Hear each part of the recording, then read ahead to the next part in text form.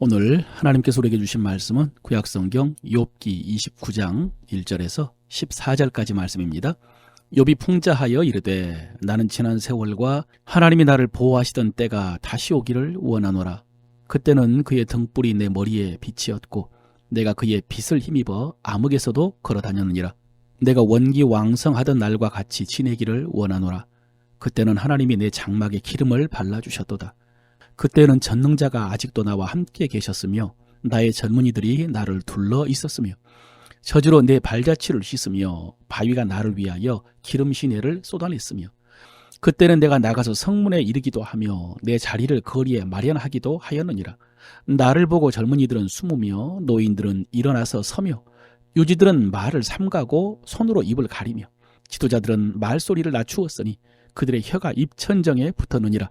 귀가 들은즉 나를 축복하고 눈이 본즉 나를 증언하였나니 이는 부르짖는 빈민과 도와줄 자 없는 고아를 내가 건졌음이라.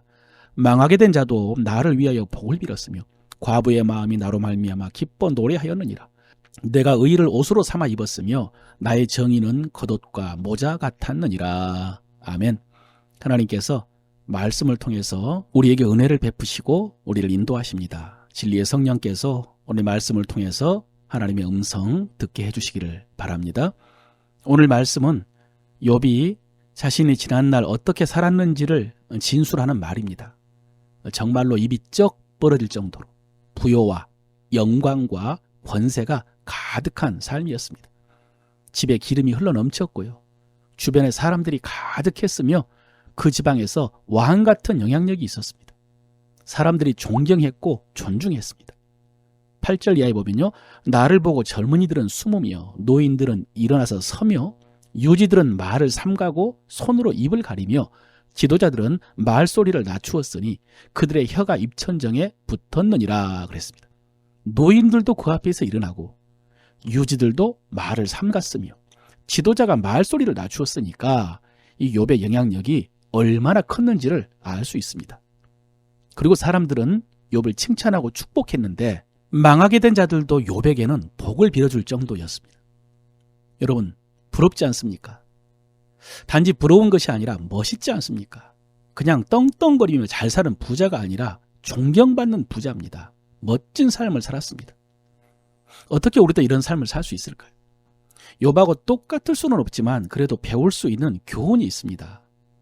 오늘 욥의 고백 속에서 가장 중요한 것은 그가 그 모든 영광의 근원이 하나님이었다는 것을 고백한 것입니다. 그는 자신의 지난 날을 하나님이 보호하시던 날이라고 했습니다. 하나님의 등불과 하나님의 빛이 비추셨던 그런 시절이었다고. 하나님께서 내 장막에 기름을 발라주셨다고. 그래서 그렇게 부요했고 사람들은 내 주변에 가득했었다라고 고백을 했습니다. 여러분, 이것을 한마디로 말하면 은혜의식이라고 합니다. 은혜의식. 모든 것이 하나님의 은혜였다는 고백입니다. 내가 이룬 것이 아니라는 것을 욥은 알고 있었던 것입니다. 여러분, 이 은혜의식은 자연스럽게 청지기의식으로 이어집니다. 그런 물질과 권세를 하나님께서 자기에게 주셨다는 것을 인정할 때에 그 다음에 하나님의 뜻과 하나님의 목적을 생각하는 것입니다. 그래서 여러분, 욥은 그 부요와 권세를 어떻게 사용합니까?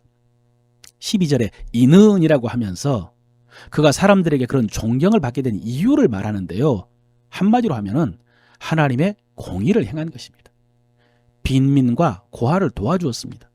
망하게 된 자들, 불쌍한 과부를 외면하지 않았습니다. 맹인에게 눈이 되어주고요. 저는 자에게는 발이 되었습니다. 이를 14절에서 한 문장으로 이렇게 고백하죠. 내가 의로 옷을 삼아 입었으며 나의 정의는 나의 겉옷과 모자 같았느니라. 여러분, 하나님께서는 욥에게 재물을 은혜로 주셨습니다. 욥은 그 은혜를 받고 그것으로 하나님의 공의를 실행했습니다. 사람들의 존경과 그의 영향력은 바로 이 결과인 것입니다. 그의 영향력은 재물이나 힘에 의해 강요된 것이 아니라 공의와 사랑으로 자연스럽게 얻어진 영향력이었던 것입니다. 여러분, 앞서 우리는 욥이 누리던 복을 부러워했습니다. 우리도 욥처럼 될 수 있을까를 생각했습니다. 물론 우리가 욥과 똑같이 될 수는 없을지라도 욥의 믿음과 삶을 본받을 필요가 있습니다. 뭡니까? 먼저 은혜 의식이라고 했죠. 하나님께서 은혜로 주신 것이다. 그렇습니다, 여러분. 우리에게 있는 모든 것은 하나님께서 은혜로 주신 것입니다. 그러므로 자만하지 않고 겸손해야 됩니다. 자랑하면 안 됩니다. 그런데 나에게 가진 것이 별로 없는 것 같습니까? 아닙니다. 하나님께서 모든 사람에게 각각 다른 은혜를 주신다고 했습니다. 비록 다른 사람에게 있는 것이 내게 없을지라도 하나님께서는 내게 주신 은혜가 있습니다. 나에게는 하나님이 은혜로 주신 것이 있습니다. 이것을 알아야 됩니다. 내게 있는 것은 다 하나님이 주신 것이다. 나에게는 하나님이 주신 것이 있다. 예, 이제 어떻게 살아야 됩니까? 그것을 가지고 다른 사람을 섬겨야 됩니다. 그것이 하나님의 뜻이기 때문입니다. 그것이 하나님께서 내게 은혜를 주신 목적이기 때문입니다. 이것이 청지기 의식이라고 했죠. 그리고 또 하나, 앞서 하나님께서 우리에게 각각 다양한 것을 주셨다라고 했는데, 그리고 그것을 가지고 다른 사람을 섬겨야 한다라고 했는데, 그러나 여러분, 물질로 구제하는 것은 또 좀 특별한 것입니다. 무슨 말이냐면 우리가 욥 같은 부자가 아니기 때문에 욥만큼 구제할 수는 없지만은 기본적으로 해야 될 구제의 몫이 있다는 것입니다. 그것은 다른 사람에게 미룰 일이 아닙니다. 부자들에게 하라고 요구할 일이 아닙니다. 내가 할 일이 있습니다. 나도 감당할 몫이 있습니다. 언젠가 부자가 되면 할 일이 아니라 지금 있는 것으로 해야 한다는 것입니다. 물론 여러분, 내가 가진 것이 적기 때문에 나눌 수 있는 것도 적을 수 있습니다. 그건 당연합니다. 그러나 어쨌든 핑계하고 미뤄서는 안 됩니다. 사랑하는 성도 여러분, 앞서 우리는 욥의 지난날의 영광을 살펴보면서 멋있는 삶이라고 부러워했습니다. 그러나 여러분, 규모는 다르지만요, 우리도 멋있는 삶을 살 수 있습니다.